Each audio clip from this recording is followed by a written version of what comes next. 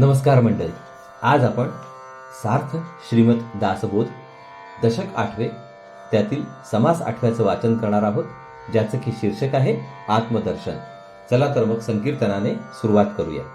जय जय राम कृष्ण हरी, जय जय राम कृष्ण हरी, जय जय राम कृष्ण जय जय राम कृष्ण हरी, जय जय राम कृष्ण हरी, जय जय राम कृष्ण जय जय राम कृष्ण हरी, जय जय राम कृष्ण जय जय राम कृष्ण हरी, जय जय राम कृष्ण हरी, जय जय राम कृष्ण हरी. जय योगेश्वर श्री कृष्ण की जय. जय श्रीराम, जय श्रीराम, जय जय रघुवीर समर्थ. चला तर मग सुरुवात करूया. सार्थ श्रीमद दासबोध दशक 8 समास 8 आत्मदर्शन. संतांच्या सान्निध्यात असता अनेक गोष्टी समजतात. त्यापैकी ज्या गोष्टी परमार्थाला अत्यावश्यक आणि पायाभूत असतात त्या साधकाने निवडून काढाव्या. स्वानंद घन आत्मा तो मीच आहे, परब्रह्म ते मीच आहे, हे संतांचे वचन अगदी दृढपणे ध्यानात ठेवावे. आपण मूळ परमात्म स्वरूप आहोत हे गूढ रहस्य सत्समागमामध्ये आपणास समजते. तो परमात्मा शाश्वत आहे, निराकार आहे, अनंत व अपार आहे, व्यापक आहे आणि अनेकांमध्ये एकपणाने भरून राहिला आहे. त्या परमात्म स्वरूपाचे ज्ञान करून घेणे, मी तोच आहे असा प्रत्यक्ष अनुभव घेणे, हा परमार्थाचा प्राण होय. मुळात आपण परमात्म स्वरूप असलो तरी आपल्याला त्याचा विसर पडला. आज आपण देहरूपच झालो आहोत. याचा परिणाम असा दिसून येतो की आपल्यामध्ये एक खरा व खोटा असे दोन मी वावरतात. यापैकी देहबुद्धीने पोचलेला खोटा मी सर्वस्वी नाहीसा झाल्यापासून आत्मबुद्धीचा खरा मी आपल्या पूर्ण ऐश्वर्याने प्रगट होत नाही. खोटा मी नाहीसा करण्यासाठी त्यास भगवंताच्या चरणी वाहणे हाच सर्वोत्तम उपाय आहे. यालाच आत्मनिवेदन भक्ती म्हणतात. आत्मनिवेदनाने खोटा मी मरून खरा मी प्रगट होतो. खरा मी प्रगट झाल्यावर परमार्थ स्वरूपाचे ज्ञान होण्यास विलंब लागत नाही. देवाला पाहायला जाणारा साधक अशा रीतीने स्वतः देवरूपच होतो. मग देवापासून त्यास निराळे करू म्हटले तरी करता येत नाही. स्वानंद घन आत्मा तो मीच आहे हे संत वचन मनात पूर्णपणे ठसवून घ्यावे. सतत साधनात राहावे आणि स्थूल सूक्ष्म कारण व महाकारण या 4 देहांचा साधनाच्या बळाने लोप करावा. शास्त्रप्रचिती, गुरुप्रचिती व आत्मप्रचिती या 3 प्रचिती अखेर एकच कशा आहेत हे स्वतःच्या अनुभवाने ओळखावे. अखेर आत्मज्ञानाच्या सामर्थ्याने देहामध्ये दिसून विदेहीपणाची दशा भोगावी. आत्मदर्शन घडले असता आपले हरवलेले आपणास परत मिळते. आत्मज्ञानाने दृश्य सगळे नाहीसे होते. ध्यानधारणा विराम पावते. कल्पना वाहणे बंद पडते आणि देहबुद्धी नाश पावते. मी परब्रह्म स्वरूप आहे असा साक्षात्कार झाल्यावर निसंग परमात्म्याला लागलेला संग सुटतो. अद्वैताला लागलेले द्वैत विरून जाते. अनंताचा अंतवंताशी आलेला संबंध तुटतो. असे उपाधिरूप असलेले सगळे नाहीसे होते. केवळ आत्मरूप स्वरूप तेवढे शिल्लक उरते. चला तर मग आता ओवी वाचनाला सुरुवात करूया. समास 8 आत्मदर्शन. श्रीराम, जय जय रघुवीर समर्थ. मागा झाले निरूपण, परमात्मा तो तूची जाण, तया परमात्मयाचे लक्षण, ते हे ऐसे असे. आपण परमात्म स्वरूप आहोत हे खरे, पण त्या स्वरूपाचे लक्षण काय असा प्रश्न उत्पन्न होतो. म्हणून आता परमात्म्याचे वर्णन करतात. तूच तो परमात्मा आहेस असे मागील समासामध्ये सांगितले. त्या परमात्म्याचे लक्षण पुढील प्रमाणे आहे. जन्म नाही, मृत्यू नाही, येणे नाही, जाणे नाही, बद्ध मोक्ष दोन्ही नाही, परमात्मयासी. परमात्म स्वरूपाला जन्म नाही, मृत्यू नाही, कोठे येणे नाही, जाणे नाही, तसेच त्यास बंधन नाही व म्हणून त्यास मोक्ष पण नाही. परमात्मा निर्गुण निराकार, परमात्मा अनंत अपार, परमात्मा नित्य निरंतर, जैसा तैसा. परमात्मा निर्गुण व निराकार आहे, अनंत व अपार आहे. परमात्मा नित्य निरंतर अगदी जशाचा तसा असतो. परमात्मा सर्वास व्यापक, परमात्मा अनेकी एक, परमात्मयाचा विवेक अतर्क्य आहे. परमात्मा सर्वांना व्यापून असतो, तो अनेकांमध्ये एकपणाने राहतो, पण तो बरोबर कसा आहे हे तर्काने आकलन होणे शक्य नसते. ऐसी परमात्मयाची स्थिती बोलता ती वेदश्रुती, परमात्मा पाविजे भक्ती येथे संशय नाही.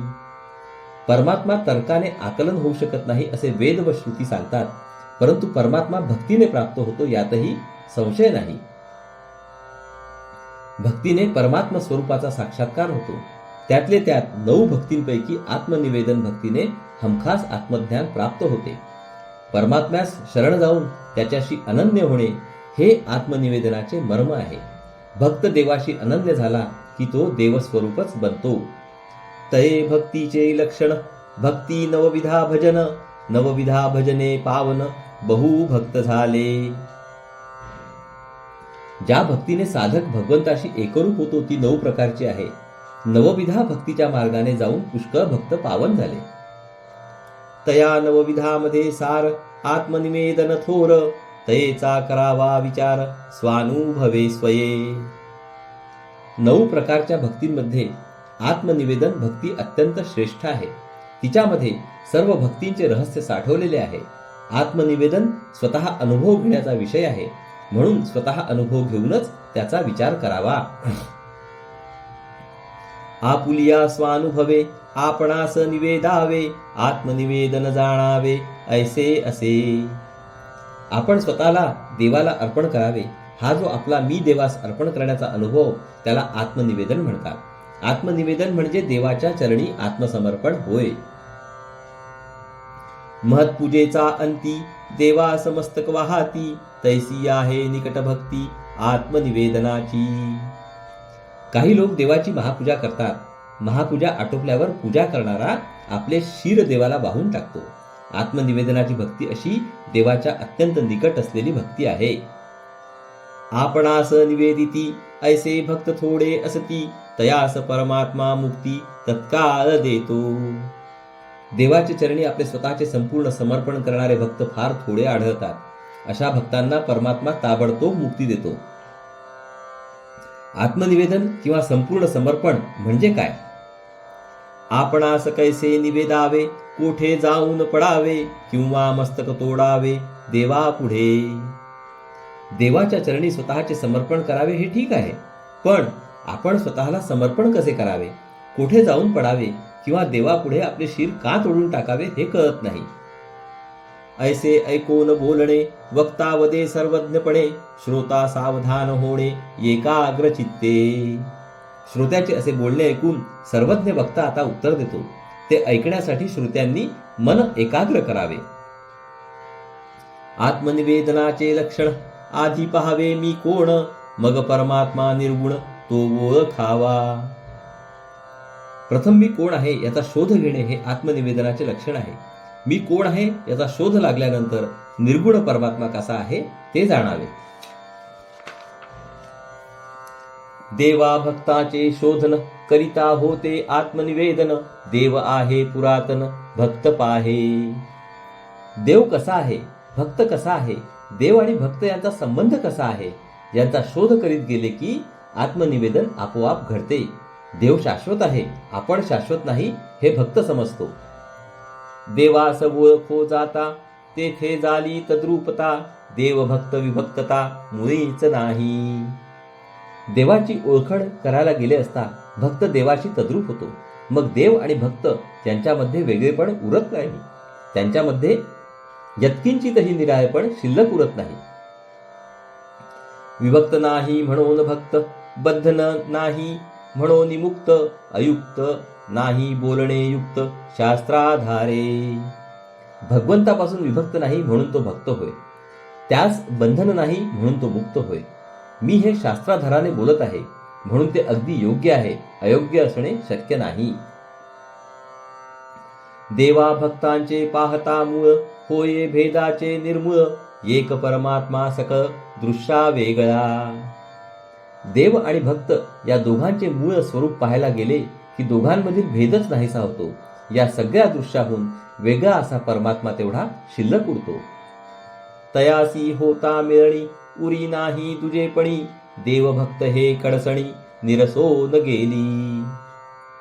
त्या परमात्म स्वरूपाशी समरस झाल्यावर दोनपणाला, द्वैताला किंवा मितूपणाला जागाच उरत नाही. मग हा देव आणि हा भक्त असा भेदाचा विचार राहूच शकत नाही. आत्मनिवेदनाचे अंती जे का घडली अभेद भक्ती, तये नाव सायोज्य मुक्ती सत्य जाणावी.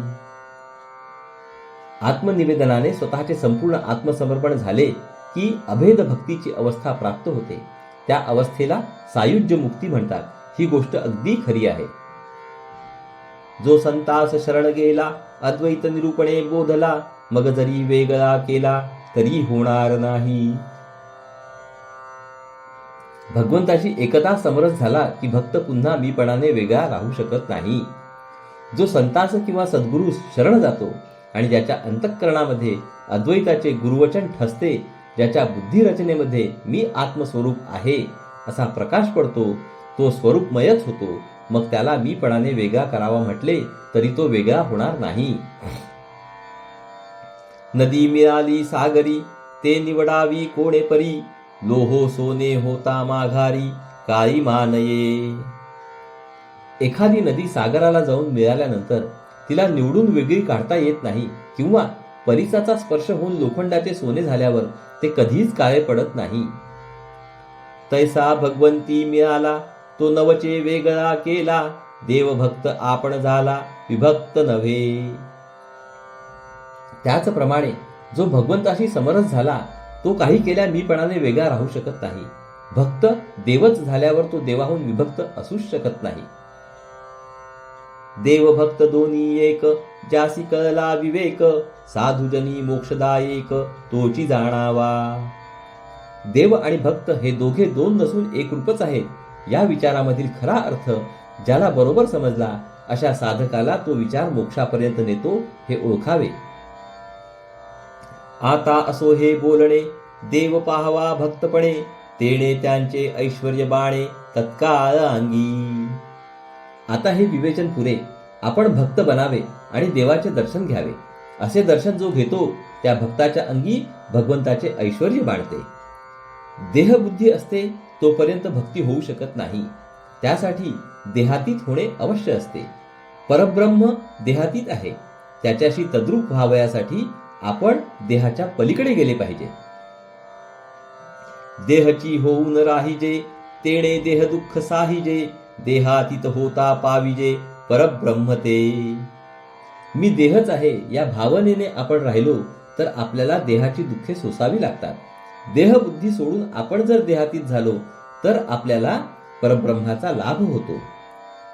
देहातीत कैसे होणे कैसे परब्रह्म पावणे, ऐश्वर्याची लक्षणे कवड सांगिजे. यावर श्रोता विचारतो की देहातीत कसे व्हायचे ते सांगावे, परब्रह्माचा लाभ कसा करून घ्यायचा आणि ऐश्वर्याची लक्षणे कोणती ते सांगावे. ऐसे श्रोता आक्षेपिले याचे उत्तर काय बोलिले, तेची आता निरोपिले सावध ऐका. श्रोत्यांनी हे प्रश्न विचारल्यावर वक्त्याने त्यांना उत्तर दिले. ते उत्तर ऐकावे.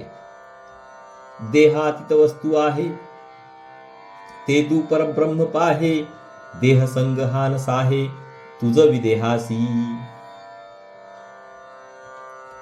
परब्रह्म देहातीत वस्तू आहे ही गोष्ट ध्यानात ठेवावी. तू स्वतः विदेही झालास, देहातीत झालास म्हणजे तुला देहबुद्धी किंवा देहाची आसक्ती मुळीच सहन होणार नाही. ज्याची बुद्धी होय ऐसी वेदवर्णिती तयासी, शोधिता नाना शास्त्रांसी न पडे ठाई. देहातीत असणारी आत्मबुद्धी ज्याला प्राप्त झाली तो विदेही बनतो. वेद सुद्धा त्याची स्तुती करतात. अनेक शास्त्रांचे नुसते अध्ययन करून आत्मबुद्धी निर्माण होत नाही.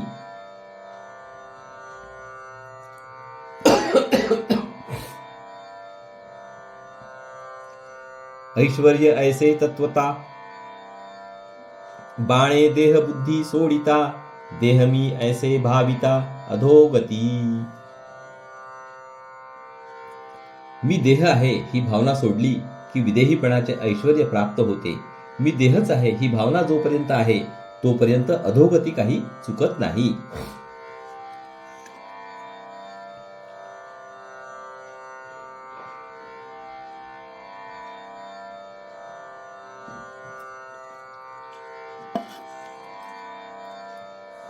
या कारणे साधू वचन मानू नये अप्रमाण, मिथ्या मानिता दूषण लागो पाहे.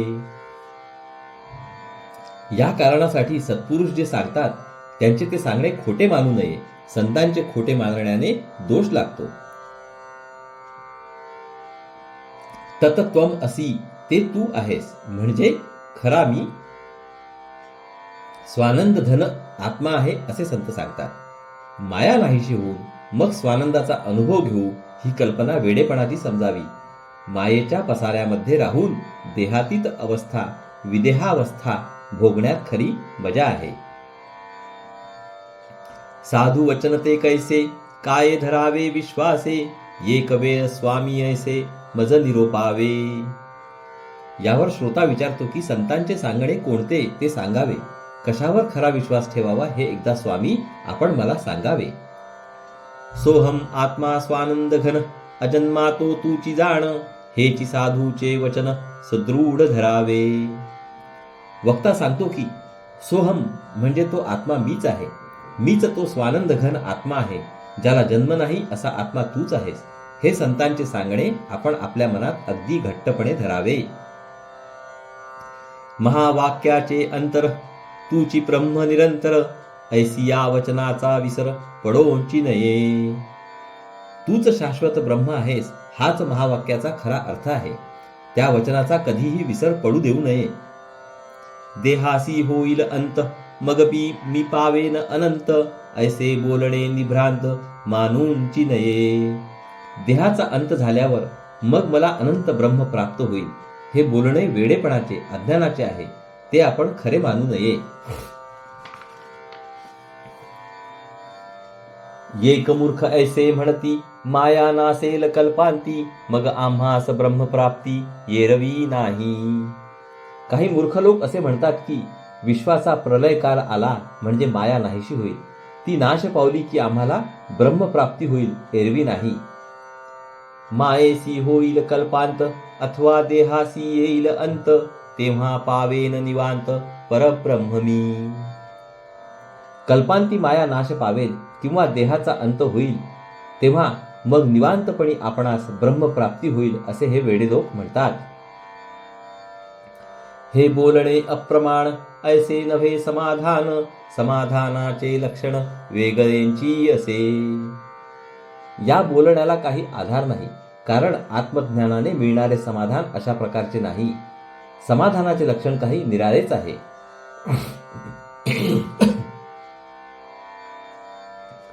सैन्य अवघेंची मरावे, मग राज्यपद प्राप्त व्हावे, सैन्य अस्तांची राज्य करावे हे कळेना.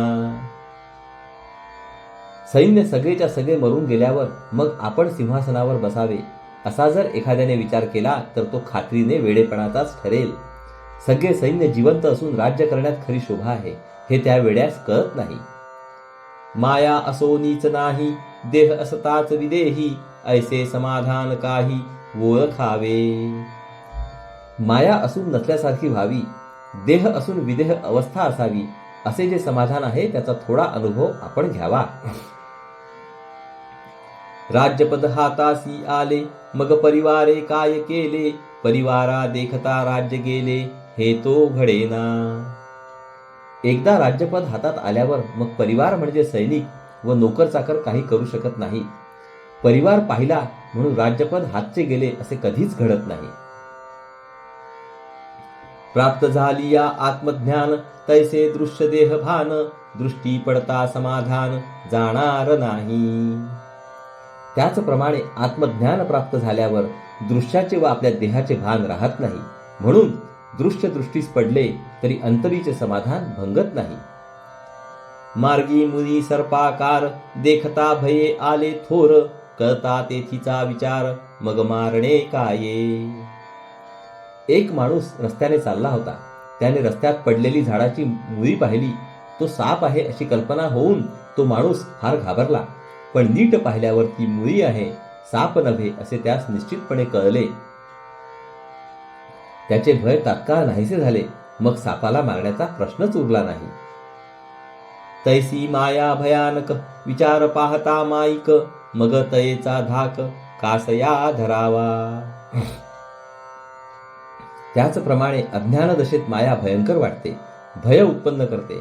पण आत्मानात्म विचार केला की माया भ्रामक आहे, जशी दिसते तशी ती नाही अशी खात्री होते. आत्मज्ञान झाल्यावर मायेचा धाक, मायेचे भय बाळगण्याचे कारण उरत नाही. देखता मृगजळाचे पूर, म्हणे कैसा पावो पैल पार, कळता तेथीचा विचार साकडे कैचे. वाळवंटामधून चाललेल्या एका प्रवाशाला चहूकडे पाणीच पाणी पसरलेले दिसले. त्यातून पलीकडे कसे जाता येईल याची त्यास चिंता वाटू लागली. पण ते मृगजळ आहे, खरे पाणी नाही ही गोष्ट त्याच्या लक्षात आली. त्याबरोबरच त्यातून पार पडण्याचे संकट नाहीसे झाले. देखता स्वप्न भयानक, स्वप्नी वाटे परमधाक, जागृती आलिया साशंक कासया भावे. एका माणसाला झोपेमध्ये एक भयंकर स्वप्न पडले. त्यामुळे स्वप्नामध्ये तो फार घाबरला. पण तो जागा झाल्यावर त्याचे भय आपोआप नाहीसे झाले. तथापि माया कल्पनेसी दिसे, आपण कल्पनेतीत असे, तेथे उद्वेग काईसे निर्विकल्पासी. अशा रीतीने माणूस स्वतः कल्पना करतो आणि त्या कल्पनेच्या पायी घाबरतो. माया देखील आपल्या कल्पनेचाच परिणाम आहे. पण आपण स्वानंद घन आत्मस्वरूप आहोत हा अनुभव आल्यावर आपण कल्पनेच्या पलीकडे आहोत याची खात्री पडते. जो निर्विकल्पच आहे त्याला माया दुःख देऊ शकत नाही, तो निर्भय असतो.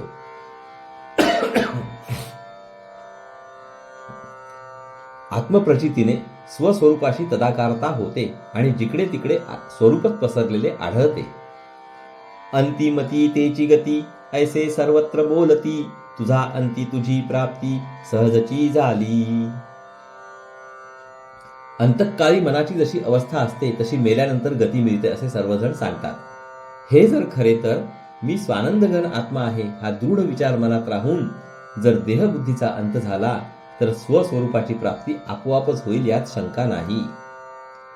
चौदेहाचा अंत आणि जन्ममुळाचा प्रांत, अंता प्रांतासी अलिप्त तो तू आत्मा.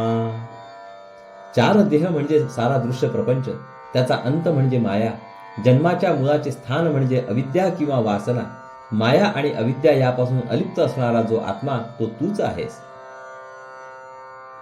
जयासी ऐसी आहे मती, तया सज्ञाने आत्मगती, गती आणि अवगती वेगळाची तो. ज्याची दृढ निष्ठा अशी असते त्याला ज्ञानाने आत्मदर्शन खात्रीने घडते. गती आणि अधोगती, सद्गती आणि दुर्गती या दोन्हींपासून आत्मा निराळा राहतो. मती खुंटली वेदांची, तेथे गती आणि अवगती कैची, आत्मशास्त्र गुरुप्रचितीची ऐक्यता आली. आत्मस्वरूप वर्णन करताना वेदांची मती हरली. या आत्म्याच्या ठिकाणी गती आणि अवगती त्या बदलणाऱ्या अवस्थांना वाव नाही. आत्मदर्शनामध्ये शास्त्र प्रचिती, गुरुप्रचिती आणि आत्मप्रचिती या तिन्हींचा समन्वय होतो. जे स्वस्वरूप शास्त्रांमध्ये सांगितलेले आहे त्याचा तसाच अनुभव सद्गुरूला आलेला असतो आणि सद्गुरूला आलेला अनुभव तसाच शिष्याला देखील येतो. म्हणून तिन्ही अनुभव मूलतः एकरूपच असतात. हा एकपणा म्हणजे तीन प्रचितींची ऐक्यता समजावी. जीवपणाची फिटली भ्रांती, वस्तू आली आत्मप्रचिती, प्राणी पावला उत्तम गती सद्गुरु बोधे. ब्रह्मवस्तूचा स्वतःला साक्षात्कार झाला म्हणजे मी आत्मस्वरूप आहे असा प्रत्यय येतो. त्यामुळे मी जीव आहे ही भ्रमाची भावना नाहीशी होते. अशा रीतीने सद्गुरूकडून आलेल्या ज्ञानाने प्राणी उत्तम गतीला जातो. सद्गुरु बोध जेव्हा झाला, चौदेहास अंत आला, तेणे निजध्यास लागला सस्वरूपी. ज्यावेळी सद्गुरू आपले ज्ञान शिष्याला देतो त्याच वेळी त्याच्या चारी देहाचा अंत होतो. त्यामुळे त्याला स्वस्वरूपाचा निधिध्यास लागतो. एकाच वस्तूचे सातत्याने चिंतन राहू लागले की त्या वस्तूचा निधिध्यास लागला असे म्हणतात. सत्संगामध्ये श्रवण झाल्यावर त्याचे मनन करावे. मननाचा उत्कर्ष होऊन निधिध्यास निर्माण झाला की साधना स्थिर झाली असे समजावे.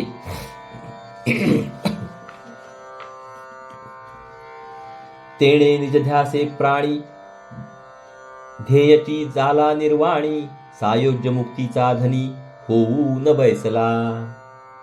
निधिध्यासाने साधक अखेर ध्येयरूपच बनून जातो. तो आत्मस्वरूप बनतो. जो आत्मस्वरूप बनतो तो सायुज्य मुक्तीचा मालक होतो. दृश्य पदार्थ ओसरता आवघा आत्मची तत्वता नेहटून विचारे पाहता दृश्य मुळीच नाही. आपल्या देहासकट साऱ्या दृश्य पदार्थाचे भान नाहीसे झाले की मग जिकडे तिकडे केवळ आत्मस्वरूप भासू लागते. अगदी चिकाटीने सूक्ष्म विचार केला तर दृश्याला मुळातच खरे अस्तित्व नाही असे कळून येईल. मिथ्या मिथ्यत्वे पाहिले मिथ्यापणे अनुभवा आले श्रोती पाहिजे ऐकिले या नाव मोक्ष. जे खोटे आहे ते खोटे असे जाणूनच जर पाहिले, इतकेच नव्हे तर जे खोटे आहे ते खोटेपणाने अनुभवास आले म्हणजे निसंशय आत्मज्ञान झाले. यालाच मोक्ष असे नाव आहे. हे श्रोत्यांनी नीट ऐकून ठेवावे. जे खरे आहे ते स्वतः सिद्ध असते. ते काही नवीन निर्माण करावे लागत नाही.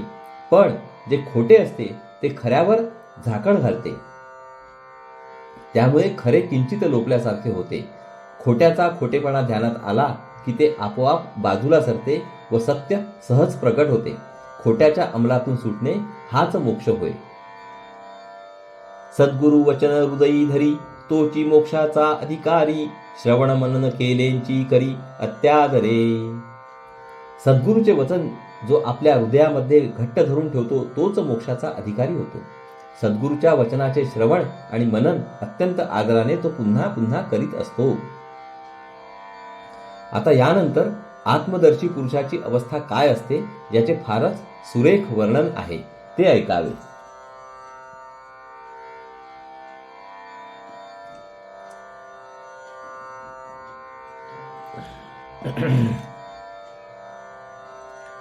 जेथे आटती दोन्ही पक्ष तेथे लक्ष ना अलक्ष या नाव जाणीजे मोक्ष नेमस्त आता.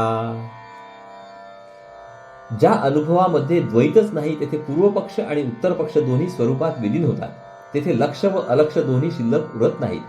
लक्ष हा मायेचा प्रांत तर अलक्ष हा स्वरूपाचा प्रांत. पण जेथे माया नाहीशी होऊन जाते तेथे लक्ष लय पावते आणि त्याबरोबरच अलक्ष पण लयास जाते. केवळ आत्मा तेवढा राहतो. या स्थितीला मोक्ष असे म्हणतात.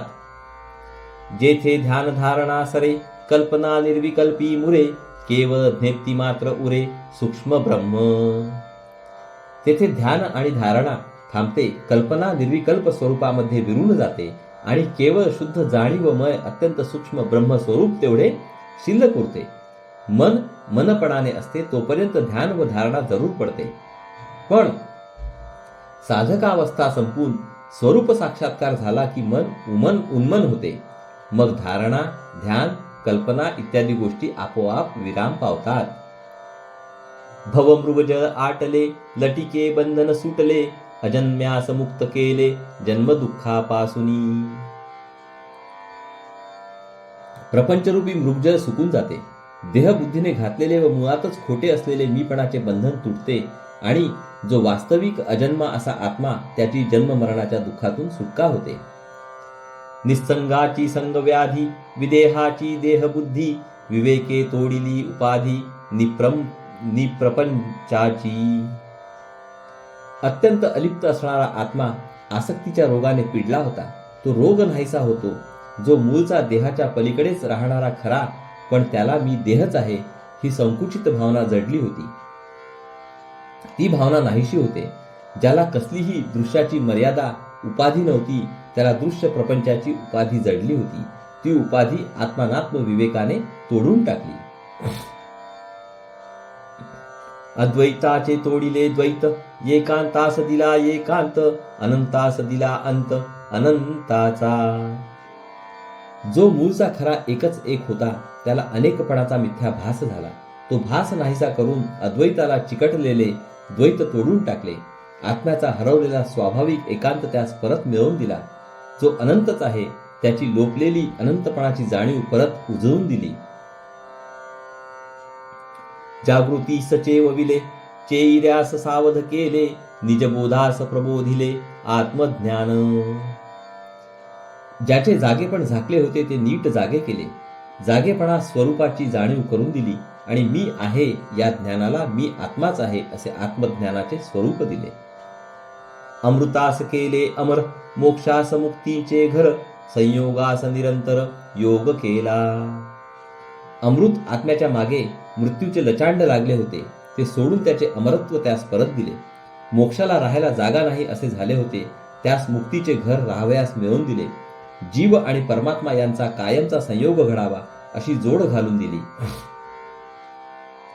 निर्गुणास निर्गुण केले, सार्थकाचे सार्थक झाले, बहुता दिवसा भेटले आपणासी आपण.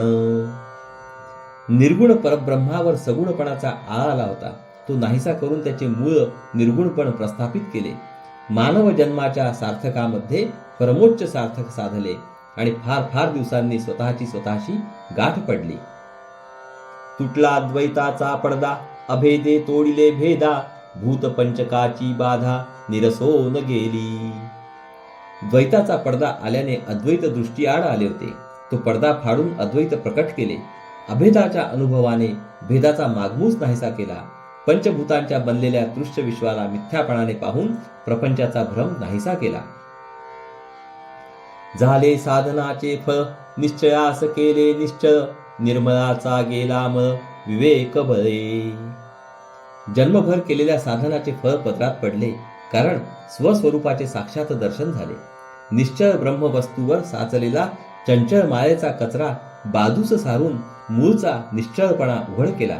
निर्मळ आत्मस्वरूपावर आलेला अविद्यारूपी मळ आत्मानात्म विवेकाने झाडून टाकला.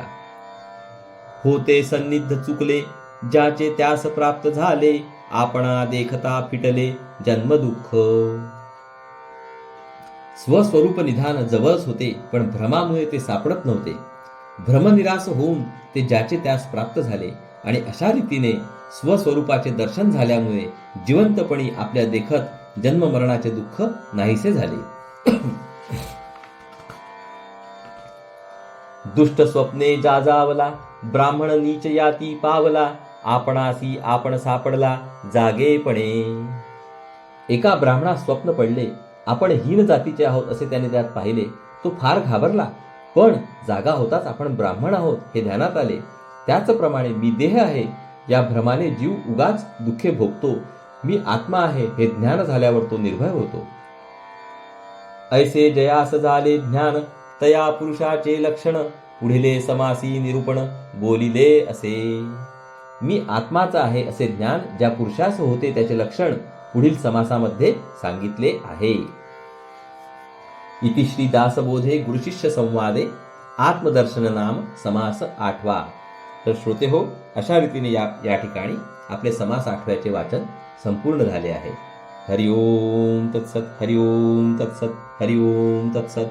हरे कृष्ण कृष्ण कृष्ण हरे हरे, हरे राम राम राम हरे हरे, हरे कृष्ण कृष्ण कृष्ण हरे हरे, हरे राम राम राम हरे हरे, हरे कृष्ण कृष्ण कृष्ण हरे हरे, हरे राम राम राम हरे हरे, हरे कृष्ण कृष्ण कृष्ण हरे हरे, हरे राम राम राम हरे हरे, हरे कृष्ण कृष्ण कृष्ण हरे हरे, हरे राम राम राम हरे हरे, हरे कृष्ण कृष्ण कृष्ण हरे हरे, हरे राम राम राम हरे हरे, हरे कृष्ण कृष्ण कृष्ण हरे हरे, हरे राम राम राम हरे हरे, हरे कृष्ण कृष्ण कृष्ण हरे हरे, हरे राम राम राम हरे हरे.